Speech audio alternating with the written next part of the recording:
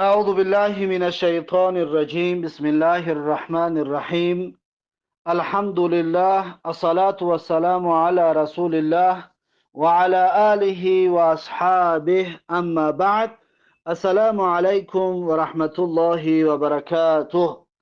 امام نووی رحمه الله در کتاب ریاض الصالحینش میگوید: باب کراهت تخصیص یوم الجمعه بصیام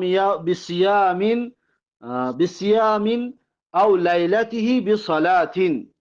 یعنی که باب در مسئله مکروه بودن خاص گرداندن روز جمعه بر روزگیری. یک انسان بگه من فقط روزهای جمعه را روزه میگیرم، خاص گرداندن روز جمعه برای روزگیری این کراهیت دارد.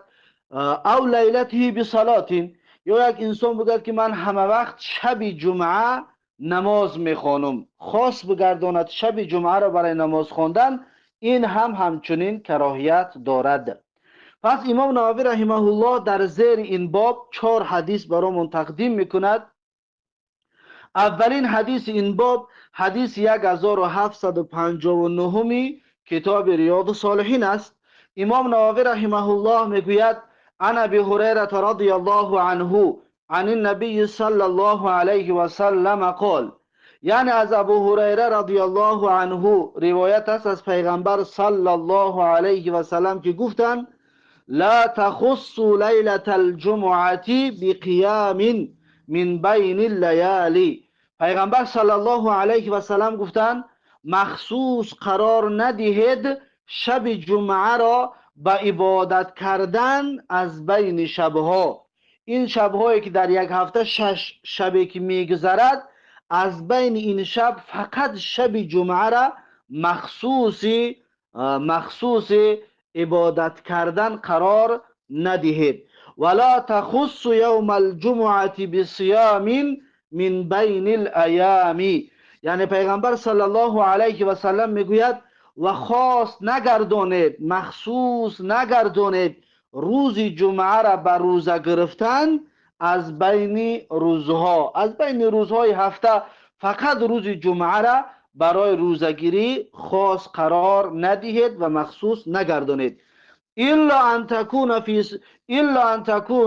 فی صوم یصومه احدکم، مگر اینکه باشد روزه که یصومه احدکم، یکی از شما روزه میگیرد. یعنی که اگر موافقت کرد به یک روزی که تو روزه میگرفتیش، پس در روز جمعه هم باشد اشکال ندارد.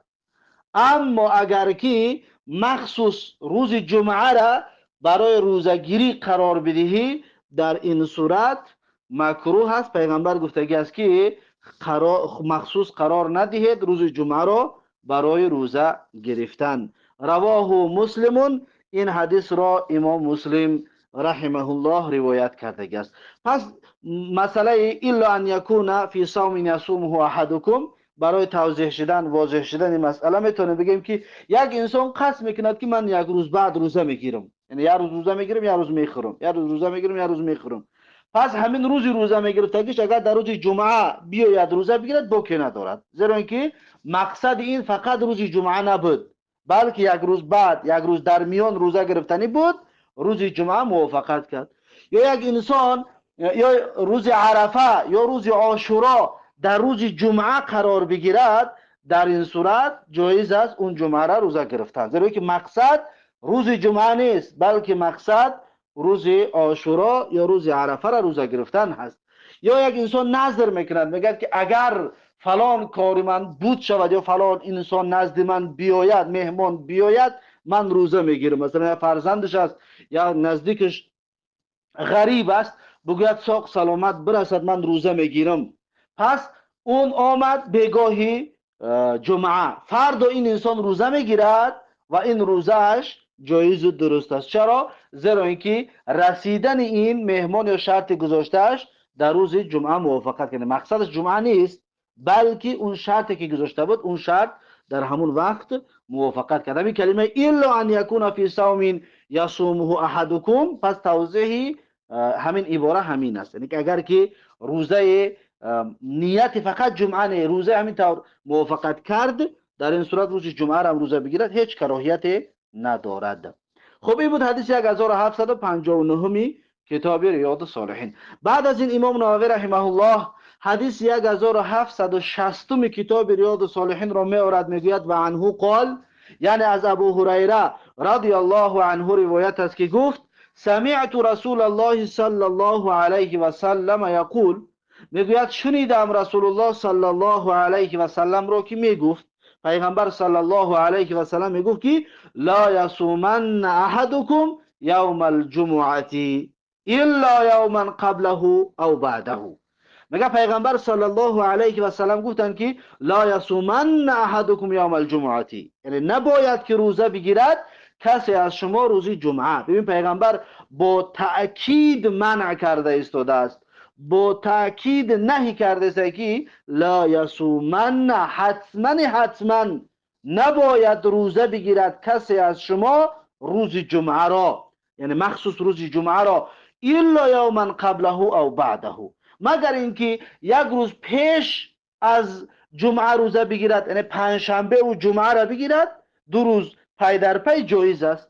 او بعده، یا روز جمعه را هم روزه گرفت بگوید که شنبه را هم روزه میگیرم، یعنی روز شنبه را هم روزه بگیرد.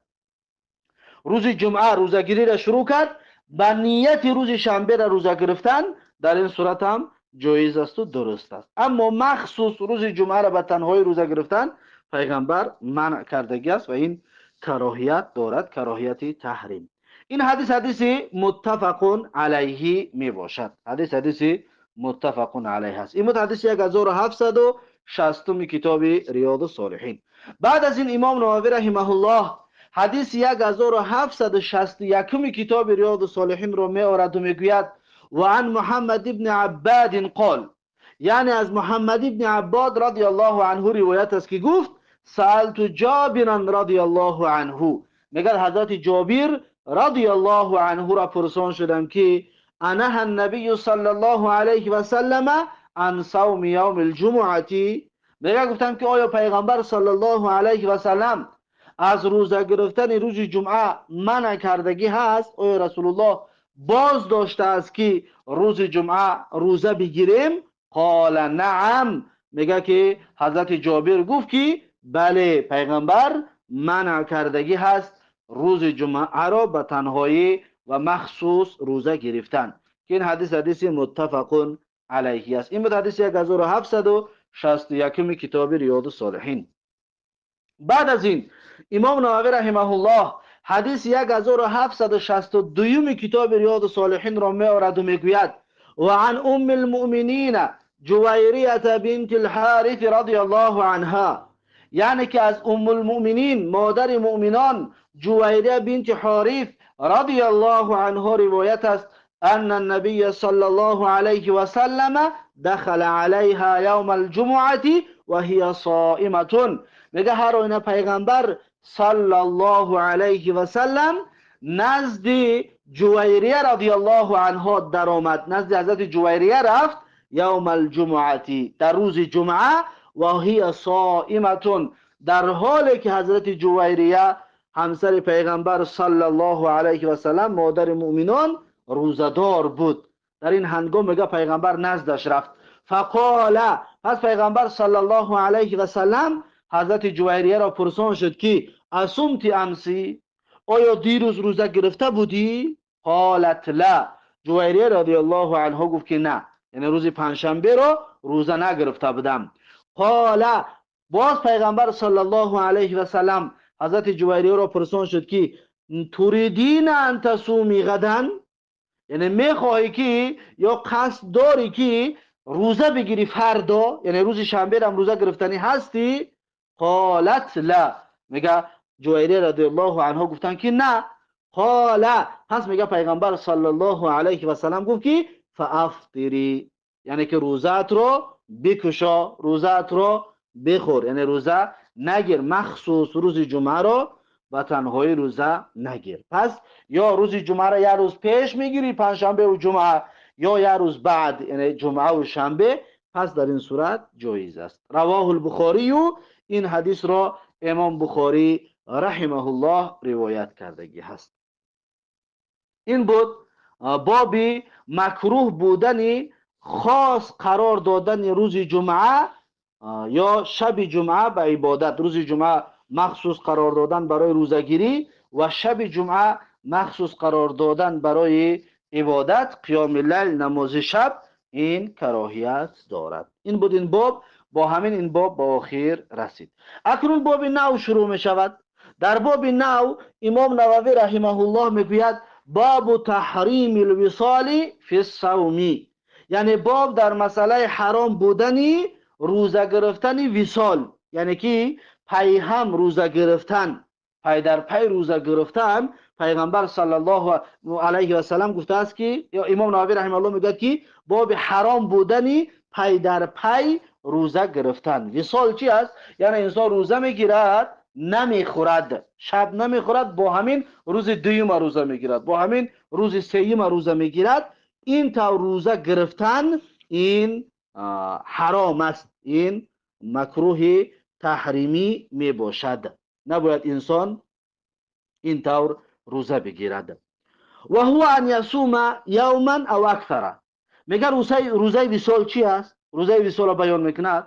میگه روزه وصال این است که یک انسان 2 روز پی هم روزه بگیرد یا زیاده از 2 روز، یعنی که امروز تا بگره روزه میگیرد، بگه نمیخورد، با همین شب خواب میشود، سحر میخیزد، باز روزه میگیرد، روزی بعدی را انمی روزه را میگن روزه وصال. 2 روز باشد یا چند روزی، 3 روز، 4 روز، چند روزی که باشد، همین را میگن روزه وصال. پس روزه وصال گرفتن این چی دارد؟ این حرام است. ولا یاکل ولا یشرب بینهما، یعنی 2 روز روزه میگیرد، در بین اینها میگد نه میخورد و نه مینوشد، خوراک ندارد و نوشیدن ندارد. انا همین را میگن روزه وصال. روزه وصال همین است.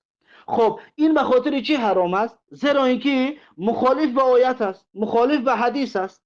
هر یک انسان این کار رو میکند، پس مخالفت با آیت سوره بقره آیت 187 مخالفت کرده است. هر کسی این کار رو میکند، زیرا که الله سبحانه و تعالی در سوره بقره آیت 187 میگه که و کلوا واشربوا حتى يتبين لكم الخط الابيض من الخط الاسود من الفجر، یعنی که شما بخورید و بنوشید تا اینکه عیان شود و آشکار شود خط الابیض، یعنی رشته سفید، منظور یعنی صبح، من الخط الاسودی، از رشته سیاه، یعنی صبح دمیدن. تا صبح دمیدن شما بگم تناول بکنید، شما بخورید. ثم اتموا الصيام الى الليل، بعد شما روزتون پر کنید تا شب. ببین الله سبحانه و تعالی آخر روزه گرفتن بیان کرده است، یعنی تا شب. پس شب باز شما چیکار کنید؟ روزتون تناول کنید، یعنی که روزه همین است، از سحر تا بگه. هر کسی که روزه وصال میگیرد پس مخالفت کرده است به این آیت. یا پیغمبر صلی الله علیه و سلم در حدیث میگوید که این حدیث از سهل ابن سعد رضی الله عنه روایت است که میگوید پیغمبر گفتند که لا یزال الناس بخیر ما عجل الفطر، که این حدیث را امام بخاری و مسلم روایت میکند، حدیث متفق علیه است. پیغمبر میگوید که مردم همیشه در خیر باقی میمانند تا زمانی که فطرشونه، یعنی افطارشونه در بیگاهی، وقت روزدار است بیگاهی افطارشونه بر وقتتر بکنند. وقتی که آفتاب غروب کرد افطار تا بکن، این سنت است. و تا زمانی که مردم با این چیز چنگ میزند این را بگویند با سنت عمل کردن و باید انسان روزه را به همین طریق بگیرد. وقتی یک انسان وصال میکند پس این وصال کردهش مخالف با این حدیث بخاری و مسلم همچنین می باشد. پس در اینجا بعضی شاید دلیل بیارن، زید ابن عبدالله بود که میگه که 15 روز پی در هم روزه میگرفت. عبدالله ابن زبیر رضی الله عنه میگه 15 روز پی هم روزه وصال میگرفت، 15 روز. خب این اجتهاد عبدالله ابن زبیر است و این اجتهادش مخالفت میکند با سنت صحیح. با این ما متابعت نمیکنیم، خاص خودش بود، ما با این عبدالله ابن زبیر متابعت نمیکنیم، بلکه آن چیزی که برای ما ثابت است و شریعت ما رو به اون امر کرده است ما به اون عمل میکنیم. یا اینجا یک معلومات مختصر دیگر هم درباره روزه کشاده می شود. یعنی روزه سه نمود کشاده می شود. اولینش همین است که وقتی آفتاب غروب میکند روزه را بکشایی، این افضل ترینش است و بهترینش همین است. وقتی روزه میگیری تو بگه، وقتی که آفتاب فرو رفت روزه تا میشکویی. افضل ترین روزه شکایدن و طبق سنت همین است. و دویمش اینم همچنین جایز هست، اما خلاف اولا هست که انسان روزه بگیرد در بگاهی نخورد، شب بیستد سحر خرک بخورد، یعنی سحر پیش از بامداد، پیش از صبح دمیدن بخورد. این جایز است، روزش درست است، این عمل هم درست است، اما مخالفی سنت می باشد. این مخالف سنت است. اما سیم طریقش که انسان روزه میگیرد امروز بگه نمیخورد، اون سحرش سحرخرک نمی کند، فرداش با همون روزش دوام میتید، اینش حرام می باشد. این حرام است و پیغمبر صلی الله علیه و سلم از این منع کرده است. پس افضل ترین روزه شکایدن، افطار کردن کدامش است؟ همونه که وقتی آفتاب فرو می رود انسان زود ده شروع کند به کشادن روزه اش. خب اکنون این بابی در مسئله حرام بودنی پی در پی روزه گرفتن، روزه وصال گرفتن حرام است. اکنون امام نووی رحمه الله در زیر این باب دو حدیث برامون تقدیم میکند. اولین حدیث این باب حدیث 1763 کتاب ریاض الصالحین است. امام نووی رحمه الله میگوید عن ابی هریره و عایشه رضی الله عنهما، یعنی از ابو هریره و حضرت عایشه رضی الله عنهما، الله از هر دوشان راضی باد، این دو بزرگوار میگویند که ان النبی صلی الله علیه و سلم نهى عن الوصال، میگه پیغمبر صلی الله علیه و سلم منع کردگی است از روزه وصال، از روزه وصال گرفتن پیغمبر صلی الله علیه و سلم منع کردگی است. این حدیث متفق علیه است. این بود اولین حدیث این باب. و دومین حدیث این باب حدیث 1764 کتاب ریاض الصالحین است که امام نووی رحمه الله میگوید و عن ابن عمر رضی الله عنهما قال، یعنی از ابن عمر رضی الله عنهما روایت است که گفت نه رسول الله صلی الله علیه و سلم عن الوصال، میگوید که منع کردگی از رسول الله صلی الله علیه و سلم از روزه وصال، از روزه وصال پیغمبر صلی الله علیه و سلم منع کردگی است. قالو، پس میگه اصحاب گفتن، اعتراض بیان کردن که انک تواصلو، گفتن ای رسول الله تو خودت روزه وصال میگیری؟ یعنی که رسول الله وقتی منع کرد از روزه وصال گرفتن، اصحاب گفتن یا رسول الله خودت روزه وصال میگیری؟ قال، میگه پیغمبر صلی الله علیه و سلم گفتن که انی لست مثلکم، گفتن که من به مثل شما نیستم. انی اطعم و اسقا، گفت هر آینه به من غذا داده می شود، یعنی من غذا داده می شوم، و اسقا و آب داده می شوم و سیراب گردانده می شوم، یعنی که من به مثل شما نیستم، من غذا داده می شوم و من سیراب گردانده می شوم. شارح ها میگن منظور از غذا داده می شوم و سیراب گردانده می شوم یعنی الله سبحانه و تعالی برای من همان قوه را می دهد که چطوری که برای یک انسانی طعام خوردگی داده است و چطوری که برای یک انسانی آب نوشیدگی، سیراب شدگی داده است. الله میگه انا همون طور برای من چی قرار میدهد؟ قوه میدهد. پس شما خودتون رو به من برابر نکنید. این حدیث متفق علیه است و هذا لفظ البخاری، این لفظ بخاری می باشد. پس این بود بابی حرام بودن وصال در روزه. پی هم چند روز رو یگان چیز در بین نخورده روزه گرفتن حرام می باشد. این باب همچنین با آخر رسید. اکنون باب نو شروع می شود. باب تحریم الجلوس علی القبر، یعنی باب در مسئله حرام بودن نشستن بر بالای قبر. بالای قبر نشستن این حرام است، این ناجایز می باشد. پس امام نووی رحمه الله در زیر این باب یک حدیث برامون تقدیم میکند که این حدیث 1765 کتاب ریاض الصالحین است. امام نووی رحمه الله میگوید عن ابی هریره رضی الله عنه قال، یعنی از ابو هریره رضی الله عنه روایت است که گفت قال رسول الله صلی الله علیه و سلم، میگه پیغمبر صلی الله علیه و سلم فرمودند که لئن یجلس احدکم علی جمرة، پیغمبر گفتند که حتما یکی از شما بر بالای پارچه از آتش بنشیند، فتحرق ثيابه، پس بسوزد لباس اون انسان، یعنی در بالای لخچه که شیشتی لباس اون انسان بسوزد، فتخلص الى جلده، پس همین لخچه به پوست اون انسان شیشتگی برسد، خیر له من ان یجلس علی قبر، برای این انسان میگه بهتر است از اونه که در بالای یک قبر بنشیند. الله اکبر.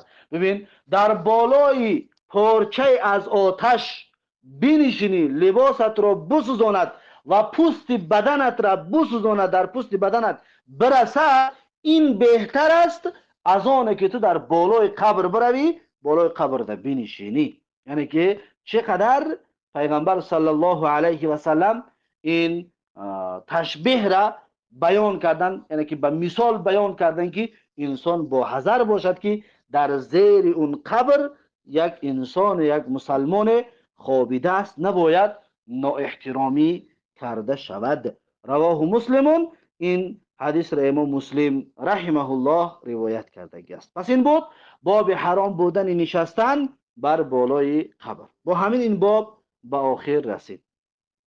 بعد از این باب نو شروع می شود. باب النهی عن تجسیس القبر والبناء علیه، یعنی باب در مسئله منع بودن تجسیس القبر والبناء علیه، یعنی که بنا کردن یا که بگیم سمنت و این چیزها را برده در بالای قبر ساختمان کردن منع می باشد. باب النهی عن تجسیس القبر، تجسیس یعنی که گچکاری و بگیم یگان زمانوی بنا ساختن در بالای قبر، این را شریعت منع میکنه، این منع است. خب امام نووی رحمه الله در زیر این باب یک حدیث برامون تقدیم میکند که حدیث 1766 کتاب ریاض الصالحین است. امام نووی رحمه الله میگوید عن جابر رضی الله عنه قال، یعنی از جابر رضی الله عنه روایت است که گفت نهى رسول الله صلی الله علیه و سلم ان یجسس القبر، میگه که پیغمبر صلی الله علیه و سلم منع کردگی است که گچکاری شود بالای قبر، در بالای قبر گچکاری کردن و سمنت کردن و البست رو دیگر چیزها را برده استفاده بردن در بالای قبر، یعنی برای زیب و زینت قرار دادن و زیب و زینت کردن، پیغمبر میگه منع کردگی است. و ان یقعد علیه، و همچنین پیغمبر صلی الله علیه و سلم نشستن بر بالای قبر منع کردگی است، نباید انسان در بالای قبر بنشینه، چطوری که در باب پیشینه تشبیه پیغمبر بیان کردیم در این مسئله. و ان یبنى علیه، و همچنین پیغمبر صلی الله علیه و سلم منع کردگی است که در بالای قبر ساختمان شود، در بالای قبر ساختمان کردنم پیغمبر منع کردگی هست. رواه مسلمون، این حدیث را امام مسلم رحمه الله روایت کرده است. پس این بود باب منع بودن گچکاری و ساختمان بر بالای قبر، این منع می باشد، پیغمبر صلی الله علیه و سلم منع کرده است و این منع تحریم است، حرام است، نباید که انسان به این عملها دست بزند. با همین این باب به آخر رسید. بعد از این باب نو شروع می شود باب تغلیظ تحریم اباق العبد من سیده، یعنی باب در مسئله بسیار سخت حرام بودن اباق العبدی، یعنی گریختن برده، گریختن خدمتگار من سیده، از مولای خودش، از صاحب خودش. یک انسان برده دارد و بردهش از خانه سیدش میگریزد و ترک میکند، میگریزد، میرود، این بسیار حرام است، با شدت حرام میباشد که انسان این یعنی که برده این کار را انجام بتید و از خانه صاحبش، از خانه مولایش بگریزد. این باب نو است، این باب نو رو انشاءالله درس آینده خواهیم گرفت. پس این بود درس امروزمون. با همین درس امروزه رو به پایان میرسونم تا درس آینده. الله حافظ و مددگار. بارک الله فیکم و جزاکم الله خیرا و السلام علیکم و رحمت الله و برکاته. وعليكم